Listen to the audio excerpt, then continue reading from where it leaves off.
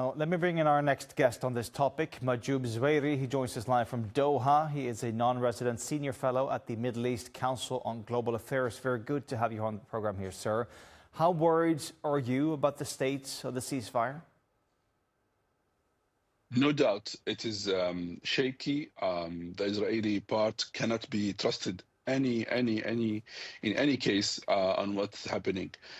Israel is not serious about what's happening in Gaza. Israel is not interested to end the war as planned.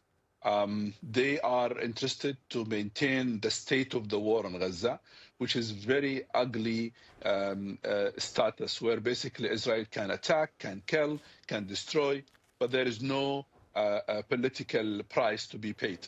That is the situation now. That's the status quo. They are killing everywhere in Gaza. They are attacking everywhere. The number of attacks on Gaza, around 90 now, around 90 to 100 since the ceasefire has started. The number of people who were killed exceeded 300. The number who were injured exceeded 900. And that tells you that Israel is still basically serious about continuing the state of the war on Gaza.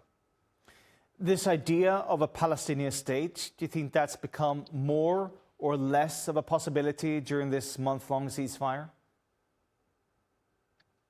You know, the talk about Palestinian state at this moment, it's out of luxury, because basically they need, first of all, to make sure the Palestinian and Gaza can survive and can stay alive.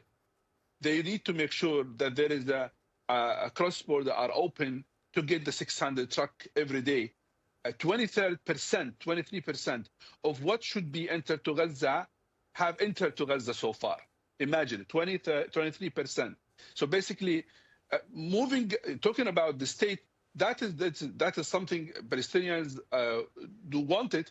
But I think now in Gaza and West Bank even, they want security, they want stability, they want Israel to stop attacking them. And if Israel continues to do so, there will be no people and no land, because Israel is killing people and taking the land. So state for whom?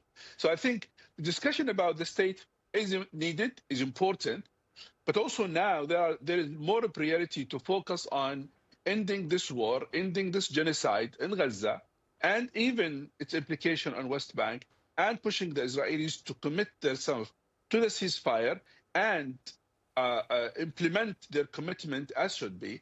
And then they can talk about Palestinian state when they see Palestinians are actually alive and can survive. So do you think there's a lack of Palestinian leadership here, someone other than Hamas to sort of take the helm and lead the Palestinian efforts to, well, first of all, survive, as you're mentioning, but also achieving that eventual two-state solution? International order is ugly. Did not and does not allow Palestinians to have a leadership. They rejected Hamas in 2005. They rejected Fatah before. They accepted Palestinian Authority when they signed to Israel. They did reject Palestinian Authority later on. So the international order is not helping to create, to build a unified political body and represent the Palestinians. And that is something Netanyahu himself, his government, and actually some countries, they are interested to maintain.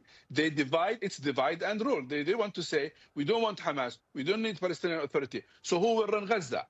That is now the narrative of the Israelis. They don't want Gaza, they don't want Hamas, sorry, they don't want Palestinian Authority, so who will run Gaza? Okay, we need international forces. International forces, not allowed. Turkey is not allowed. Singapore is not allowed. Azerbaijan doesn't want to work. So who will be accepted? It's maintaining the occupation. So that is the debate now is happening, because basically international community and the United States, Israel, they are not serious on pressuring, creating the status quo, which can help the Palestinians, to work together, because they want to divide them and maintain the division. So 1 month into the ceasefire, would you say that you're disappointed with the outcome so far? Of course, I was expecting more. I would say aid to get in. I was expecting more. A situation to be more stable. I was expecting less killing in Gaza.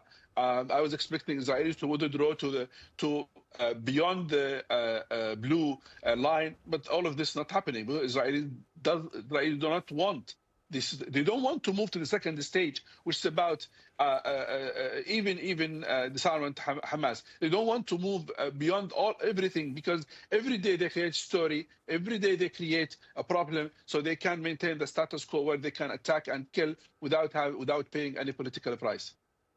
All right, Mr. Zweiri, thank you so much for your time and analysis here on TRT. My pleasure. Thank you.